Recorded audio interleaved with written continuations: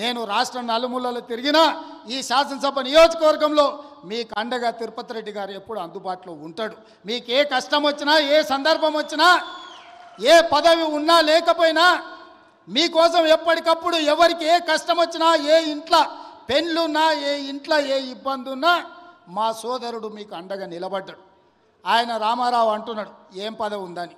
నేను అడుగుతున్నా దిక్కుమాలినోని, మీ అన్నదమ్ములలో ఉన్నోళ్ళందరికీ పదవులు తీసుకున్నావు.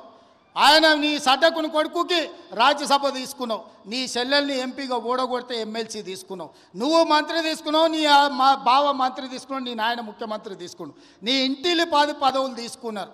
కానీ మేము ఏ పదవి తీసుకోకుండా ప్రజలకు సేవ చేస్తే దాన్ని కూడా తప్పు అంటున్నారు. పదవులు తీసుకోవడం తప్ప, కుటుంబం దోసుకోవడం తప్ప, ఏ పదవి ఆశించకుండా ప్రజలకు అందుబాటులో ఉండి ప్రజల మేలు కోసం ఒకవేళ నేను రాష్ట్రం మొత్తం నలుమూలలు తిరిగే బాధ్యత నేను తీసుకుంటే నా కుటుంబ సభ్యులు మీకు అండగా నిలబడితే కూడా వాళ్ళ కళ్ళల్లో నిప్పులు పోసుకుంటున్నారు. మీరు ఆలోచన చెయ్యండి. వాళ్ళ ఇంట్లో ఆయన ముఖ్యమంత్రి, అల్లుడు మంత్రి, కొడుకు మంత్రి, బిడ్డ ఓడిపోతే ఎమ్మెల్సీ, సడ్డకుని కొడుకు రాజ్యసభ, వాళ్ళ చుట్టపోళ్ళు అందరూ మంత్రులైన. నేను అట్లా ఎవరు నన్ను తీసుకున్నాను మా కుటుంబంలో మీరు చెప్పండి. ఏ పదవి లేకుండా నిస్వార్థంగా మీకు పనిచేస్తుంటే కేసీఆర్ కుటుంబం తప్పు పడుతుంది. అట్లెట్లా చేస్తారా మీరు?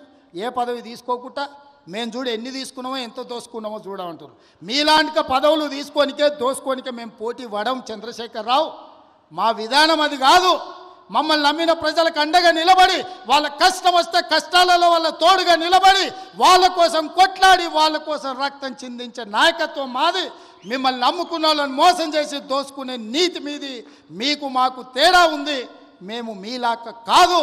నేను నికార్సుగా నిక్కచ్చిగా చెప్తున్నా, మీలాక పదవులు కొల్లగొట్టడానికి, రాష్ట్రాన్ని దోసుకోవడానికి నా కుటుంబం లేదు. నా కుటుంబం నాకు మీరు ఆశీర్వదించే అవకాశం ఇచ్చినందుకు మీకు అండగా నిలబడాలని సమయం ఇస్తున్నారు.